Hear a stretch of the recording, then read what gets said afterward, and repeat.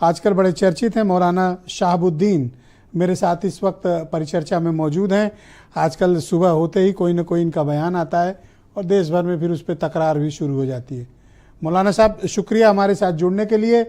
तो ये बताइए कि अब तो कानून बनना लगभग तय है, ये आपके हित में है या आपके खिलाफ है? मोहतरम, बहुत अच्छा लगा आपसे बातचीत करके और आपने दावत दी, मौका दिया। वक्फ संशोधन बिल वक्त की ज़रूरत है, हालात और ज़माने के तकाजे हैं, जिसकी वजह से आज लोकसभा में पास हुआ और इंशाअल्लाह राज्यसभा में भी पास हो जाएगा। और देखिए, ये कोई नया कानून नहीं है, नया संशोधन नहीं है। तरमीम और तब्दील ज़रूरतों के हिसाब से होती रहती है। ये 100 साल पुराना है। 1923 से लेकर के आज की तारीख तक देख लीजिए, तरमीम और तब्दील होती रही है। खुद गुज़श्ता जो कांग्रेस की गवर्नमेंटें थी, 4 से 5 बार कांग्रेस की गवर्नमेंट ने भी तरमीम और तब्दील किया, इसमें संशोधन किया। और आज मौजूदा मोदी जी की हुकूमत में भी जरूरतों के हिसाब से तरमीम और तब्दील हो रही है। दरअसल जरूरत क्यों पेश आई, मैं उसकी वजह बताना चाहता हूँ। सबसे बड़ी वजह यह है कि वक्फ बोर्ड पूरे हिंदुस्तान में जहां जहां भी हैं और खास तौर पर उत्तर प्रदेश में, ये सब करप्शन का अड्डा बन चुके थे। मुतवल्लियों से मिलकर के, भूमाफियाओं से मिलकर के, वक्फ बोर्ड के चेयरमैन, मेंबरान और संबंधित अधिकारी, ये लोग तालमेल करके करोड़ की जमीनों को रेवड़ियों के भाव बेच रहे थे और उस पर अपना ताजमहल तामीर कर रहे थे, शॉपिंग कॉम्प्लेक्स बना रहे थे। और वहां से होने वाली जितनी भी आमदनी थी वो सारी अपनी पॉकेट में जा रही थी। जबकि वाकिफ की मंशा ये है, जिसने जमीन वक्फ की है, उसकी मंशा ये है कि इस जमीन से होने वाली आमदनी गरीब, कमजोर, लाचार, यतीम, बेवा मुसलमानों पे खर्चा की जाएगी। और जबकि हकीकतन ऐसा कुछ नहीं हो रहा था। इसलिए हुकूमत को जरूरत पेश आई कि वक्फ में संशोधन आपने अभी सुफियान निजामी साहब की भी बात सुनी।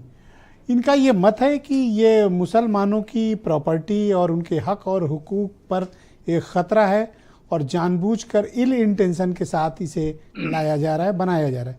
मुझे लगता है आपने उनको भी उन इश्यूज को एड्रेस करना चाहिए जो सुफियान साहब ने उठाए। देखिए, अब आपने खतरे की बात कही है, पिछली वाली बात मेरी मुकम्मल नहीं हुई, मगर मैं अब खतरे वाला जो सवाल आपने किया उसको मैं बताना चाहता हूँ। इस बिल से मुसलमानों को कतरन कोई खतरा नहीं। खतरा उन लोगों को है जिन्होंने अपनी आलीशान बिल्डिंगें बना रखी हैं, अपने आलीशान आशियाने बना रखे हैं, बड़े बड़े शॉपिंग मॉल बना रखे हैं, ईदगाह की जमीन पर कब्जा करके शादी हाल बना रखा है, सेंटर वगैरह बना रखे हैं। इन लोगों को जरूर खतरा है कि गवर्नमेंट ये बिल पास होने के बाद फिर हुकूमत जो है इन लोगों से बासपुस जरूर करेगी। और आप ये मानते हैं कि इससे आम मुसलमानों को कतई परेशान होने की जरूरत नहीं है? जी हाँ, मैं बिल्कुल मानता हूं कि आम मुसलमानों को इससे कोई खतरा नहीं है। और न मस्जिदों को खतरा है, न दरगाहों को खतरा है, न कब्रिस्तान को, न ईदगाह को। अभी आपने डॉक्टर समीर सिंह को सुना होगा, जो बीजेपी के प्रवक्ता हैं। हाँ, वो मुसलमानों को मोहब्बत भरा पैगाम भेज रहे हैं, गले लगाना चाहते हैं आपको। मैं आपका सवाल समझ नहीं पाया। सवाल ये है कि भारतीय जनता पार्टी मुसलमानों को मोहब्बत का पैगाम देना चाहती है और उनसे कहती है कि हम आपसे प्यार करते हैं। मान ले या ना माने, या शंका करें इनके इरादों पर? नहीं, हम तो किसी के नियत पर शक नहीं करते। सुफियान भाई, मैं समय दूंगा, प्लीज वेट, अपनी बारी का। जी, आप मौलाना साहब कंटिन्यू। जुबान से जो भी शख्स कह देगा फतवा उसी पर दिया जाएगा।